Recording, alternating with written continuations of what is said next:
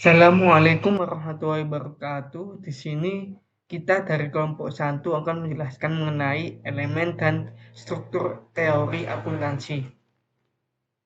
Berikut anggota kelompok 1 yaitu dengan Arin Salsabila dengan NIM akhir 040, Ma'rifatul Ummah dengan NIM akhir 108, Muhammad Akil dengan NIM akhir 215, Nur Aliyah Safira dengan NIM akhir 078, dan Revani Cailah dengan NIM akhir 318. Di sini saya akan membahas mengenai konsistensi pemikiran dalam teori akuntansi. Konsistensi dalam pemikiran akuntansi yaitu keselarasan logis antara asumsi, konsep, dan prinsip tanpa pertentangan, sehingga dapat menjadi dasar yang kuat bagi standar dan pengambilan keputusan. Baik, selanjutnya yaitu pendekatan pemikiran mengenai teori, yaitu ada dua pendekatan. Yang pertama yaitu pendekatan normatif. Pendekatan normatif konsistensinya terlihat dari kesesuaian antara tujuan pelaporan dan prinsip yang digunakan. Nah, sedangkan pendekatan yang kedua yaitu pendekatan positif, yaitu konsistensi tampak dari keselarasan antara asumsi teori dan bukti empiris. Nah, dari kedua pendekatan tersebut menuntut pemikiran yang logis agar teori dapat dipertanggungjawabkan secara ilmiah. Nah, selanjutnya kita akan membahas tentang pemikiran mengenai konsep. Pada Bell-Cawley dijelaskan bahwa teori akuntansi itu dibangun dari konsep-konsep untuk memahami realitas ekonomi. Konsep merupakan gambaran sederhana dari fenomena ekonomi yang menjadi dasar dalam menyusun prinsip dan praktik akuntansi. Tanpa memahami konsep yang tepat, teori akuntansi tidak memiliki dasar yang jelas. Nah, selanjutnya kita akan membahas hakikat konsep dalam teori akuntansi. Yang pertama di sini ada konsep sebagai abstraksi. Di sini Bell-Cawley menjelaskan bahwa konsep merupakan abstraksi dari nilai realitas ekonomi. Yang artinya, konsep itu menyederhanakan fenomena yang kompleks agar bisa dipahami dan diukur. Misalnya, konsep aset itu bukan benda fisik semata, tetapi representasi manfaat ekonomi di masa depan. Nah, yang kedua ini ada konsep sebagai dasar penalaran.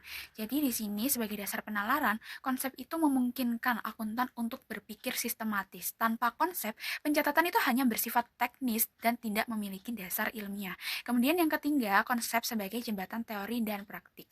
Jadi di sini konsep juga menjadi jembatan antara teori dan praktik yang dimana teori itu menjelaskan konsep sedangkan praktik itu menerapkannya dalam laporan keuangan.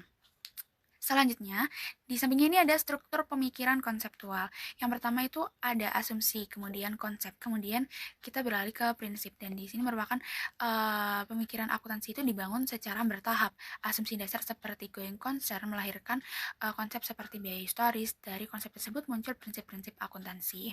Kemudian yang kedua ada hubungan logis antar elemen. Di sini berarti ketepatan itu menjelaskan konsep berarti mampu menunjukkan hubungan logis ini. Tidak boleh langsung menjelaskan prinsip tanpa memahami konsep dasarnya. Kemudian yang terakhir ini ada hierarki konseptual. Jadi di sini hierarki ini menunjukkan bahwa konsep itu memiliki posisi sentral dalam membangun teori. Nah, selanjutnya di sini kita akan membahas fungsi konsep dalam pembentukan teori. Yang pertama ini adalah untuk menyusun sistem pemikiran. Jadi di sini konsep itu membantu untuk menyusun teori secara sistematis. Tanpa konsep yang jelas, teori juga akan menjadi kumpulan aturan yang terpisah.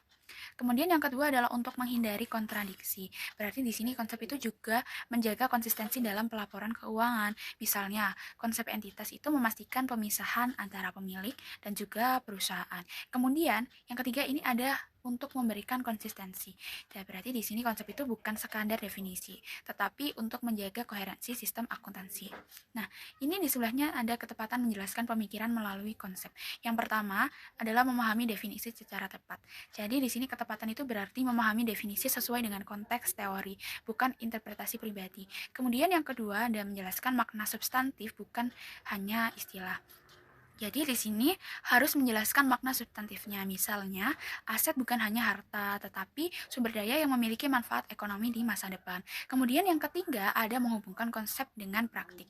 Berarti di sini konsep itu harus dikaitkan dengan praktik. Misalnya, konsep matching mempengaruhi pengakuan beban. Kemudian yang terakhir adalah menjelaskan implikasi logisnya. Jadi di sini itu harus mampu untuk menjelaskan implikasi logisnya.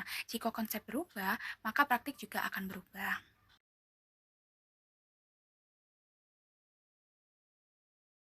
Selanjutnya, terkait dengan hipotesis. Nah, hipotesis dalam teori akuntansi ini merupakan dugaan sementara yang harus diuji menggunakan data nyata. Teori akuntansi modern tidak hanya berdasarkan pendapat, tapi juga harus dibuktikan secara ilmiah. Oleh karena itu, hipotesis berfungsi sebagai penghubung antara konsep teoritis dengan praktik akuntansi di dunia nyata. Dengan pengujian hipotesis, akuntansi akan menjadi lebih objektif dan dapat digunakan sebagai dasar untuk penyusunan standar. Selanjutnya yaitu tahapan menangani hipotesis. Menangani hipotesis ini dilakukan melalui beberapa tahap ilmiah, yaitu yang pertama, dari peneliti akan merumuskan hipotesis berdasarkan teori. Yang kedua, konsep diubah menjadi variabel yang bisa diukur. Misalnya laba diukur dengan net income. Yang ketiga, hipotesis ini diuji menggunakan data nyata. Setelah itu, hasilnya dianalisis untuk menentukan apakah hipotesis ini dapat diterima atau ditolak. Jika hasilnya konsisten, maka temuan tersebut akan memperkuat teori akuntansi. Baik, untuk selanjutnya kita akan membahas tentang konteks penemuan dalam teori akuntansi.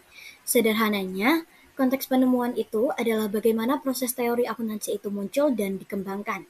Jadi, teori itu tidak muncul tiba-tiba tetapi lahir dari pengamatan terhadap praktik akuntansi yang sudah berjalan di dunia nyata.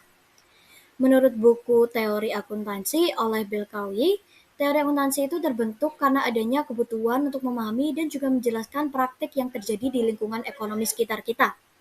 Para peneliti melihat masalah yang ada, mengamati pola-pola dalam praktik dan merumuskan konsep dan mengembangkan realistis praktik dan disusun secara sistematis untuk menjadi suatu kerangka teori.